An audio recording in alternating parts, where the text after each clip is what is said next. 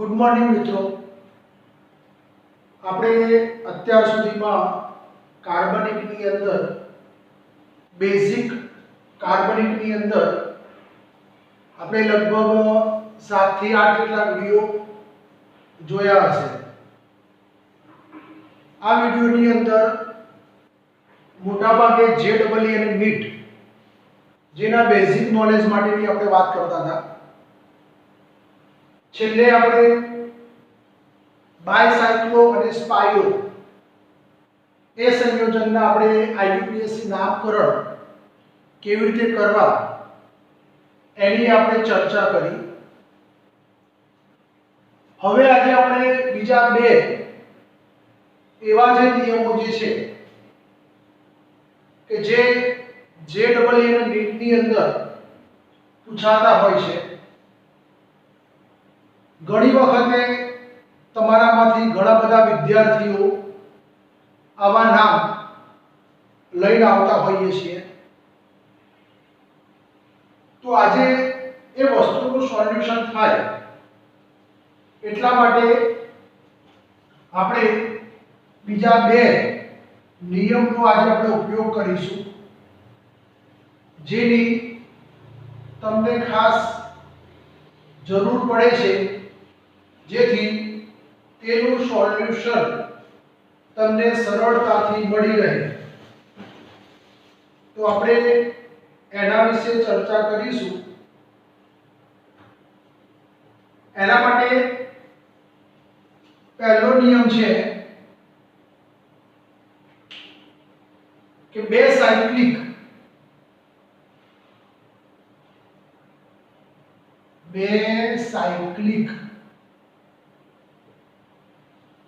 Cyclic નો मतलब શું થાય તો ચક્રીય। બે સાયક્લિક ચક્રીય રચનાઓ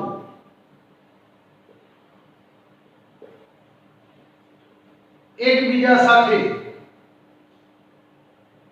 સિંગલ બંધથી જોડાયેલી હોય।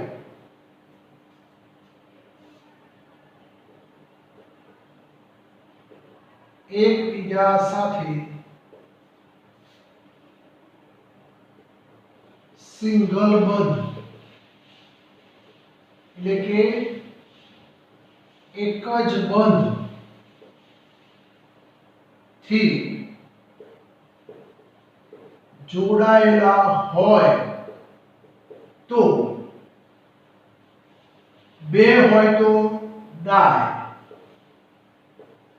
ત્રણ હોય તો ટર, ચાર હોય તો ક્વિક,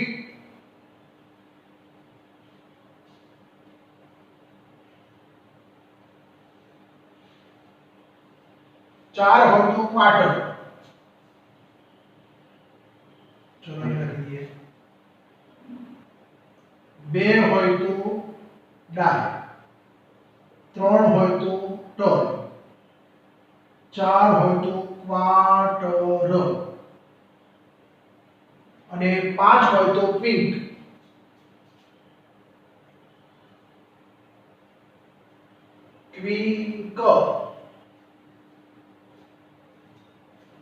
ક્વિક આવા શબ્દનો ઉપયોગ થતો હોય છે।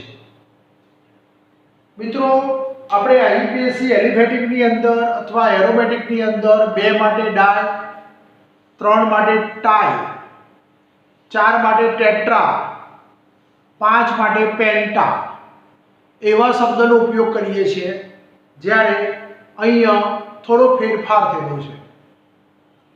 બે માટે ડાય પણ ત્રણ માટે શું વપરાય છે ટર, અહીંયા ટાઈ નથી પણ શું વપરાય છે ટર। ચાર માટે ટેટ્રા ની પણ ક્વાર્ટર અને પાંચ માટે પેન્ટા ની પણ શું વપરાય છે ક્વિક। આવા શબ્દનો આપણે ઉપયોગ કરતા હોઈએ છીએ, જેના આધારે આપણે તેના આપણે કેટલાક ઉદાહરણ દ્વારા સમજીશું।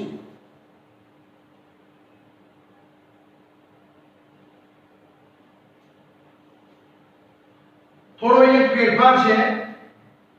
અહીંયા આપણે ડાયની જગ્યાએ બાય શબ્દ લખીશું. ડાયની જગ્યાએ શું લખીશું? બાય.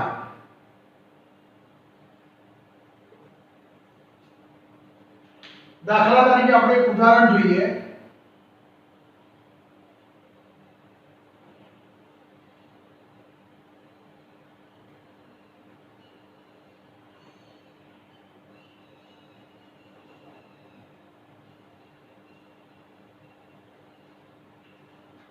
જે જગ્યાએ સિંગલ બોન્ડથી કાર્બન જોડાયેલો હોય તેથી આપણે નંબર આપવાનો. આને કહીએ 1, આને કહીએ 1 ડેશ. 1 2 3 4 નંબર આપો. 1 1 ડેશ નંબર આપો. કારણ કે બે ચક્રો છે માટે એટલે એકના માટે 1 2 3 આપીએ, બીજાના માટે 1 ડેશ 2 ડેશ અને 3 ડેશ એવા નંબર આપીએ. અથવા તમે 1 2 3 અહીંયા 4 5 6 એ રીતે પણ નંબર આપી શકો. તો નામકરણ કહીએ 1 1 ડેશ.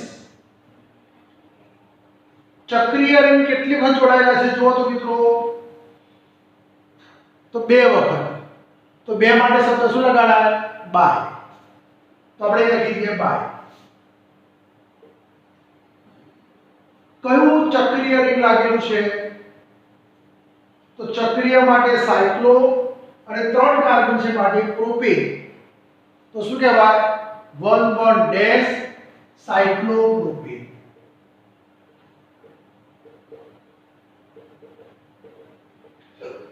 શું થશે? 1 1 ડેશ સાયક્લોપ્રોપેન. અહીંયા આપણે એના વિસ્તારિત સ્વરૂપ પર લખી શકીએ છીએ. ચલો અહીંયા 1 2 3 કરી દઈએ. અહીંયા 1 ડેશ 2 ડેશ અને 3 ડેશ.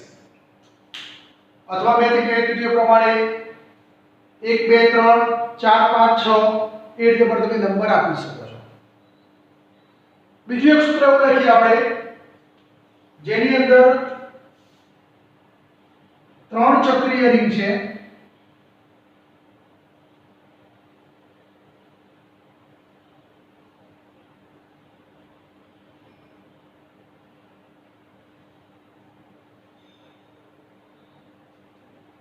આ રીતે આપણે ચક્રીય રિંગ લખી દઈએ. આ ચક્રીય રિંગની અંદર આપણે એનું નામકરણ કરીએ. તો ચલો અહીંયા 1 2 3 4 1 ડેશ 2 ડેશ 3 ડેશ 4 ડેશ.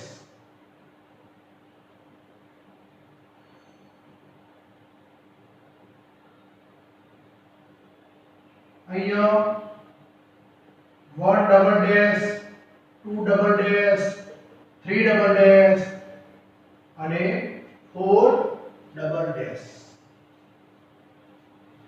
આ રીતે તમે નંબર આપો. અથવા આપણે આ બાજુથી નંબર જોઈએ, સીધી લાઈન પર નંબર જોઈએ તો શું થાય?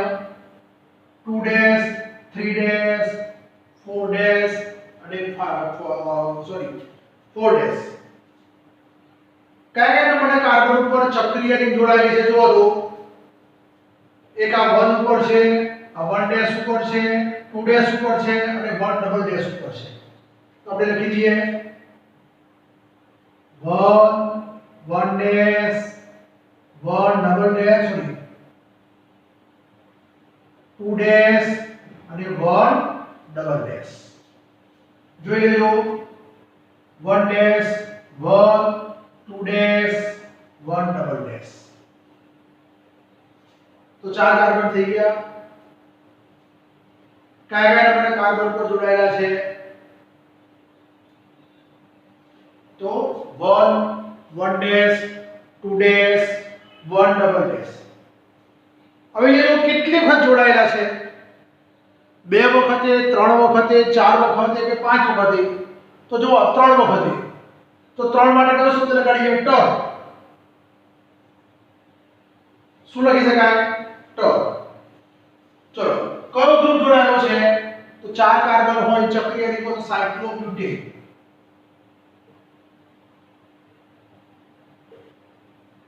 સાયક્લોબ્યુટેન. તો આપણે આ રીતે આનું નામ સરળતાથી કરી શકાય. 1 1 ડેશ, પછી 2 ડેશ અને 1 ડબલ ડેશ. મિત્રો સ્ક્રીનશોટ પાડી દો. બીજું એક આપણે સૂત્ર લખીએ છીએ જેની અંદર આપણે એરોમેટિક રિંગની વાત કરીએ છીએ અને એનું નામકરણ કેવી રીતે કરવું એ પણ આપણે જરા લખી દઈએ. ચલો, ચક્રીય રિંગની જગ્યાએ એરોમેટિક રિંગ પણ હોઈ શકે છે. એરોમેટિક રિંગ માટે આપણે અહીંયા જરા ભૂસી દઈએ છીએ અને એને આપણે લખીએ છીએ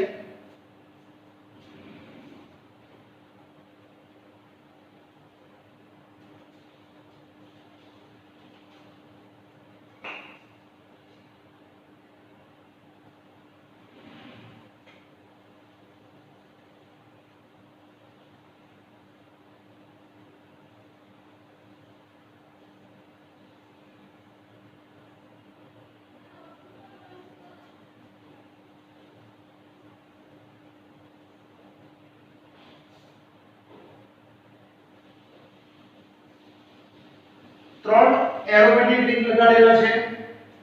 હવે ત્રણેયની ઉપર આપણે નંબર આપી દઈએ.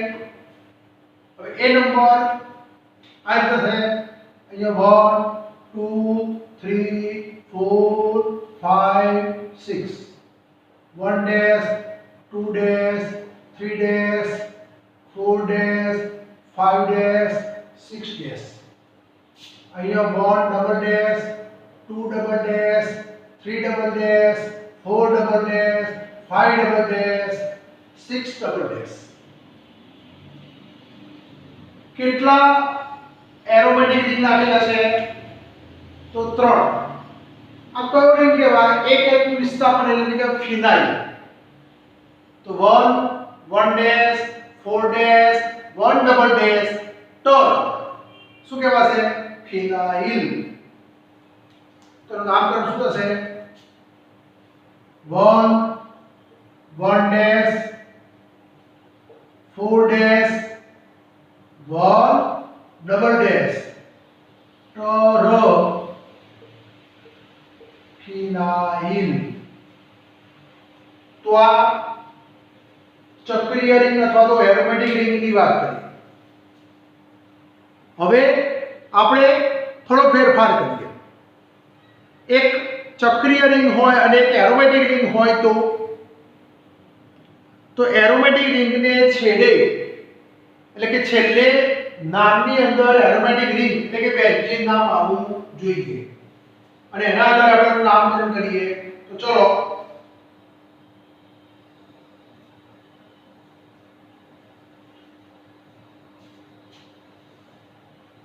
આની અંદર બીજો નિયમ લખીએ છીએ.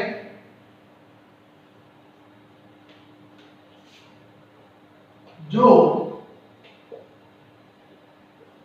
એલિસાયક્લિક કૌંસમાં ચક્રીય અને બેન્ઝીન રિંગ બંને સાથે જોડાયેલા હોય તો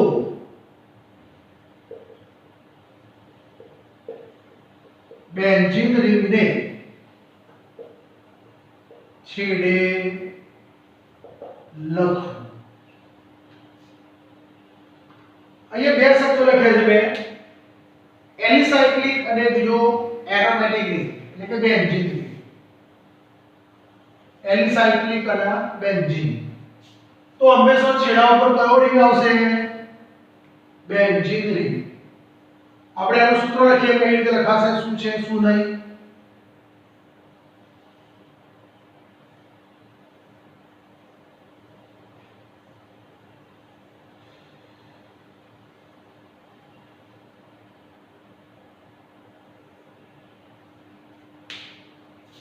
આ એક એલિસાયક્લિક રિંગ છે, બીજો એરોમેટિક રિંગ છે, બરાબર. હવે એના પર આપણે વિસ્થાપિત સમૂહ લખી દઈએ.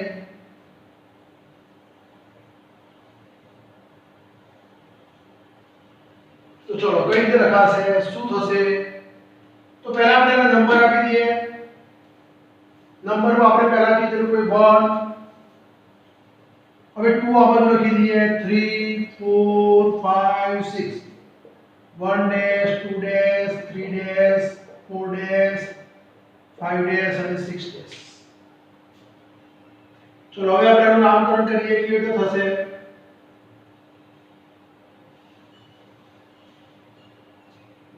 હવે મિત્રો અહીંયા થોડું લખીએ બીજી રીતે.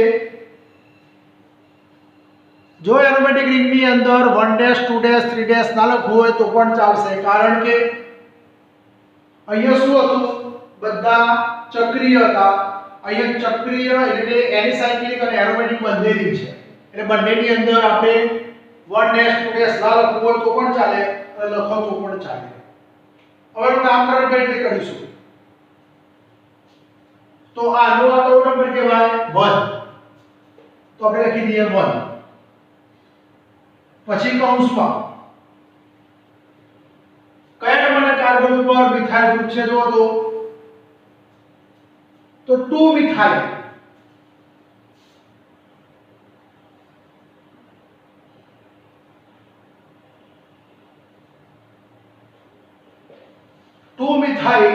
ચક્રીય રિંગ માટે શું લખીશું આપણે? સાયક્લો. કેટલા કાર્બનનો ચક્રીય રિંગ છે? 6 કાર્બન કહેવાય હેક્ઝેન. પણ હેક્ઝેન માંથી એક તો વિસ્થાપન થતું એટલે શું કહેવાય? હેક્ઝાઇલ. 1 કૌંસમાં 2 મિથાઇલ સાયક્લો હેક્ઝાઇલ. ચલો હવે શું લખીશું? કયા નંબરના કાર્બન ઉપર NO2 સમૂહ છે? તો કયા નંબર પર છે? 4 ડેશ. નાઇટ્રો અને છેલ્લે શું સૂત્ર લગાવવાનું? બેન્ઝીન. તો જો શું લખ્યું મેં? એક નંબરના કાર્બન ઉપર વિસ્થાપિત સમૂહ છે એટલે આપણે વિસ્થાપિત સમૂહનો એક નંબર લખ્યો. કૌંસમાં શાખાની શાખા હોય તો ઉપશાખા કહેવાય. ઉપશાખાને હંમેશા આપણે કૌંસમાં લખાય તો શું લખાય? 2 મિથાઇલ સાયક્લોહેક્ઝાઇલ. ચલો કૌંસ પૂરું. ચલો કયા નંબરના કાર્બન ઉપર NO2 છે? 4 ડેશ. તો 4 ડેશ નાઇટ્રોબેન્ઝીન. તો એક આ સૂત્ર થયું. બીજું એક ઉદાહરણ આપણે લખી દઈએ. એટલે આ બધા મિત્રો JEE અને NEET માટે ખૂબ જ જરૂરી છે. ઘણા લોકોને જોતા નહીં હોય, જોતા રહેજો, ઘણું બધું નવું શીખવા મળશે. કાર્બનિકની અંદર તો જેટલું શીખો એટલું ઓછું છે. તમે આ વખતે જોયું હશે કે ભાઈ ગુજકેટની અંદર ઓછું રિઝલ્ટ આપણું કેમિસ્ટ્રીનું અને ફિઝિક્સનું આવ્યું છે. એટલે મહેનત કરશો તો આવડશે. જેટલું નવું શીખવા મળે એટલું શીખી લેવું. અહીંયા તમારો કયો ગ્રુપ છે? Cyclohexyl benzene. અહીંયા 1 નંબર લઈ આપો તો ચાલશે, કારણ કે વિસ્થાપિત સમૂહ હોય તો આપણે 1 2 3 નંબર આપવાની જરૂર પડે, પણ અહીંયા કોઈ વિસ્થાપિત સમૂહ છે નહીં એટલે આપણે લખતા નથી. તો આ જે પ્રકારના સંયોજનો જે છે એ IUPAC ની અંદર બાયસાયક્લો, સ્પાઇરો, 2 સાયક્લિક રિંગ, 1 સાયક્લિક અને 1 એરોમેટિક રિંગ એના માટેના શબ્દો હતા એ મેં તમને શીખવાડ્યા છે. એરોમેટિકમાં IUPAC ના અંદર આપણે ભણી ગયા છીએ. મેં તમને એક PDF ફાઇલ મોકલી છે, એની અંદર બધા જ પ્રકારના સંયોજનોના IUPAC ના મને પ્રચલિત નામ આપેલા છે. એ તમારે મિત્રો અંદર જોઈ અને તૈયાર કરી દેવા.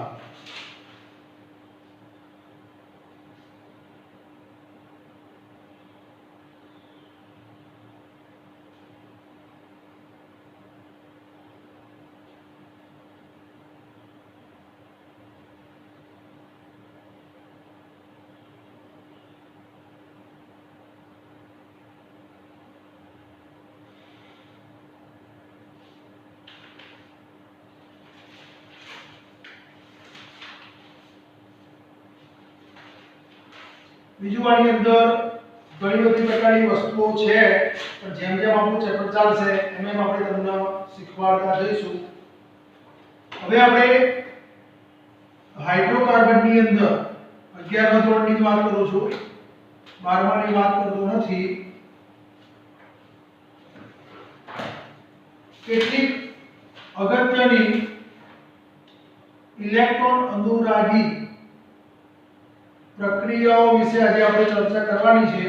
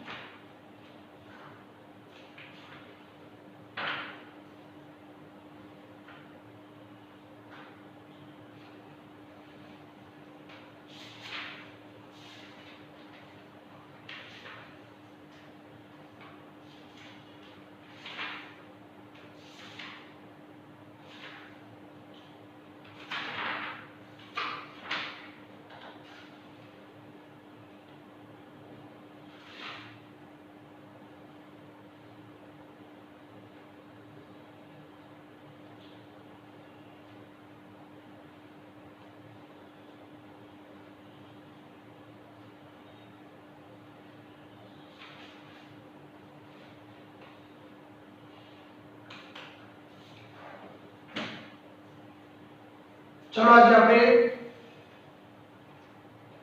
ઇલેક્ટ્રોન અનુરાગી વિસ્થાપન પ્રક્રિયાઓ વિશે આજે આપણે ભણવાનું છે.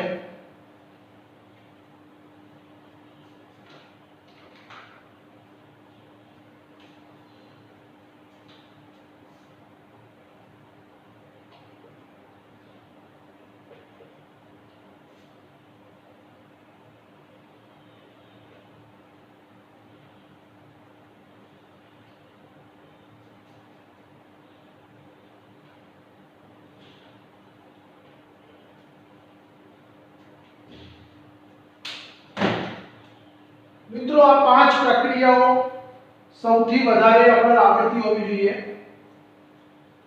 વારંવાર કહેવા છતાં પણ તમે તૈયાર કરતા નથી તો તમારે આ પ્રક્રિયાઓ તૈયાર કરવાની રહેશે.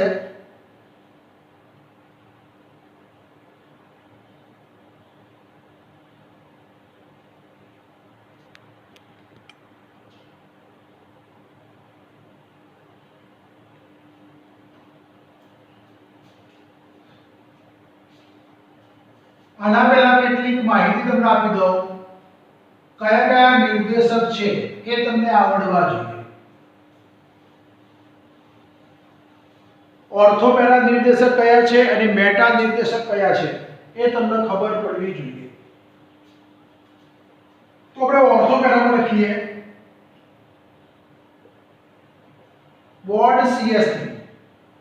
પરમાણુ ક્રમાંક 6 ની અંદર CH3 એકલો ઓર્થો પેરા છે, બાકીના બધા જ કાર્બન કેવા છે? મેટા નિર્દેશક.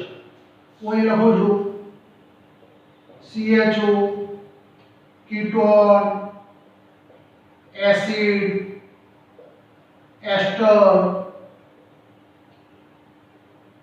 એમાઇડ વગેરે. આલ્ડીહાઇડ, કીટોન, એસિડ, એસ્ટર, એમાઇડ, એનહાઇડ્રાઇડ વગેરે આ 6 કાર્બનમાં એક જ એવો છે કે જે ઓર્થો પેરા છે.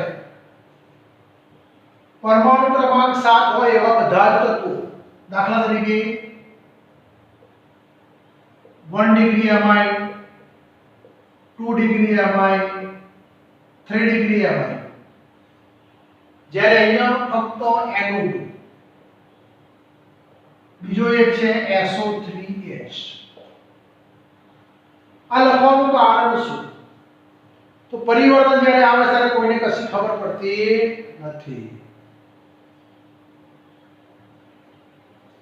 બીજી વાત કરીએ 8 નંબરની અંદર પરમાણુ ક્રમાંક 8 હોય એવું OH હોય, OCH3 હોય, OC2H5 હોય, OCOCH3 હોય વગેરે.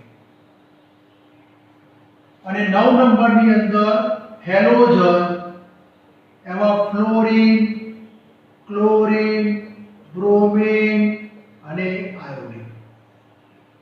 આટલા સમૂહ ઓર્થોપેરા છે. બાકીના બધા જ સમૂહ કયા છે? મેટા નિર્દેશક. આ ખાસ યાદ રાખવાનું.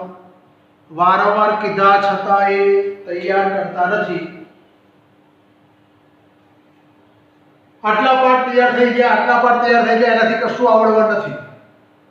એનો ઉપયોગ કરતા આવડતો હોવો જોઈએ. હવે તમને એવું કે ભાઈ નાઇટ્રોબેન્ઝીનનું સૂત્ર બોલો, તો આવડતું ના હોય પછી થિયરી ત્યાં કરી શું કરવાનું? તમને એવું કીધું હોય બેન્ઝીન સલ્ફોનિક એસિડમાંથી ફિનોલ બનાવો, તો પહેલા તો બેન્ઝીન સલ્ફોનિક એસિડનું સૂત્ર ના આવડતું હોય, ફિનોલનું સૂત્ર ના આવડતું હોય, તો તમે બનાવટ શેમાંથી લખવાનું? એટલે સૂત્રની સાથે સાથે એની મેથડનો ઉપયોગ કરતા આવડતો હોવો જોઈએ.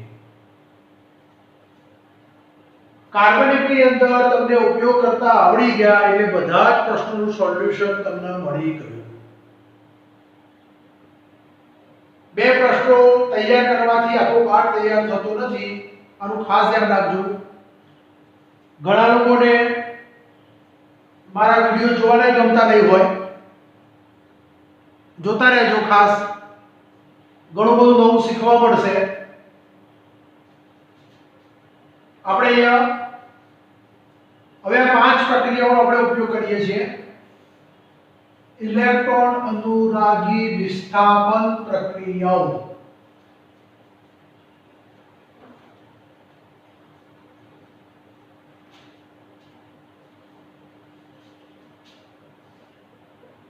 પહેલી પ્રક્રિયા લઈએ આપણે મિત્રો નાઇટ્રેશન પ્રક્રિયા. તો કોઈ પણ પ્રક્રિયામાં અમુક વસ્તુ કોમન હોય. પ્રક્રિયક, ઉદ્દીપક, તાપમાન, દાખલ થનાર અને દૂર થનાર.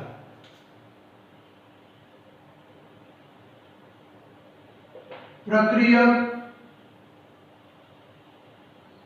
ઉદ્દીપક, તાપમાન, દાખલ થનાર અને દૂર થનાર. આ 5 વસ્તુ કોઈ પણ પ્રક્રિયામાં આડો જે તીર હોય એની ઉપર આવે. તો આપણે જરા લખીએ નાઇટ્રેશનની અંદર શું થાય? તો એક પ્રક્રિયા છે સાંદ્ર HNO3, ઉદ્દીપક છે સાંદ્ર H2SO4. પ્રક્રિયાની અંદર નાઇટ્રેશનમાં જુદા જુદા પ્રકારના તાપમાનની જરૂર પડતી હોય છે. 50 થી 60 ડિગ્રી સેલ્સિયસ, 60 થી 70, 70 થી 80 એવા અલગ અલગ તાપમાનની જરૂર પડતી હોય છે. 50 ડિગ્રી એટલે કેટલા કેલ્વિન? તો 323 થી 333 કેલ્વિન તાપમાન. 7 નો 5 12. દૂર થનાર સમૂહ શું? તો H2O. સોરી, દાખલ થનાર સમૂહ કયો? NO2+. દૂર થનાર સમૂહ કયો? H2O. હવે પ્રક્રિયા લખવી કઈ રીતે? તો પહેલા આપણે પ્રક્રિયક અને ઉદ્દીપક વચ્ચે પ્રક્રિયા કરીશું. HNO3 નો બે ભાગ પાડી દઈએ. OH, NO2, H2SO4 ના બે ભાગ પાડી દઈએ. H અને HSO4. હવે બંનેમાંથી બંધ તૂટશે તમારો. અહીંયાથી બંધ તૂટશે, અહીંયાથી બંધ તૂટશે અને આ બંને વચ્ચે પ્રક્રિયા થશે. શું બનશે? OH અને H. તો શું બનશે વધારાનો? H2O. અહીંયા શું બનશે NO2 પ્લસ અને શું રહેશે HSO4 માઈનસ 1. હવે આ H2O દૂર થઈ ગયા એની પ્રક્રિયા કોની સાથે કરીએ તો આપણે બેન્ઝીન સાથે કરીએ. બેન્ઝીનમાં દરેક ખૂણા પર શું હોય એક હાઇડ્રોજન. તો ગમે તે કાર્બન પરથી એક H દૂર થશે કારણ કે હાઇડ્રોકાર્બનમાં આપણે ભણી ગયા દરેક H ની બંધ લંબાઈ એક જ સરખી હોય છે. તો આપણે અહીંથી એક H તોડી નાખીશું H પ્લસ બનશે કાર્બન માઈનસ બનશે એની સાથે શું જોડાશે તમારું HSO4 માઈનસ અને NO2 પ્લસ. તો શું થશે આ H પ્લસ HSO4 સાથે જોડાશે આ NO2 પ્લસ કાર્બનના પ્લસ સાથે જોડાશે અને નિપજ બનશે આ રીતે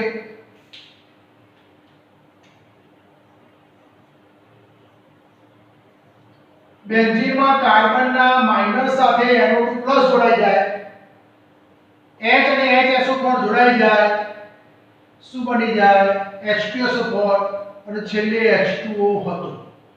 બેન્ઝીન ઉપર NO2 હોય એને કહેવાય નાઇટ્રો કારણ કે NO2 માં પૂર્વક છે પ્રત્યય વપરાતો નથી તો શું લખાય નાઇટ્રો અને એરોમેટિક રિંગ માટે શું વપરાય બેન્ઝીન.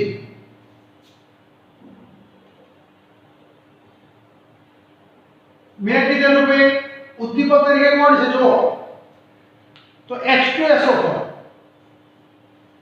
તો H2SO4 ઉદ્દીપક તરીકે છૂટો પડી ગયો.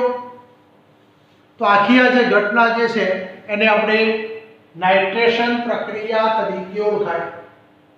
આ તમારે 11માં 12માં JEE નીટમાં દરેકની અંદર આની જરૂર પડશે.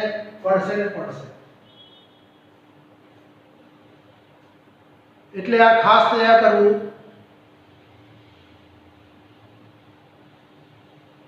હવે આપણે આની અંદર એક પરિવર્તન બનાવીએ.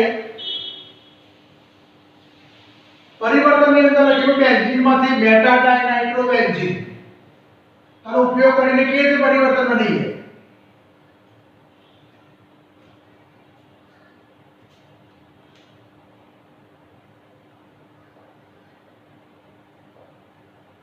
બેન્ઝીનમાંથી મેટા ડાઇનાઇટ્રોબેન્ઝીન તો શેમાંથી બનાવવાનું છે તો બેન્ઝીનમાંથી તો આપણે પહેલા બેન્ઝીન લખી દઈએ. કયો સમૂહ દાખલ કરવો છે નાઇટ્રો કઈ પ્રક્રિયા કરી પડે નાઇટ્રેશન સાંદ્ર HNO3 સાંદ્ર H2SO4 તાપમાન યાદ રાખો તો શું લખવાનું ડેલ્ટા શું દૂર થાય છે H2O શું બનશે નાઇટ્રોબેન્ઝીન. કયો પદાર્થ બનશે નાઇટ્રોબેન્ઝીન.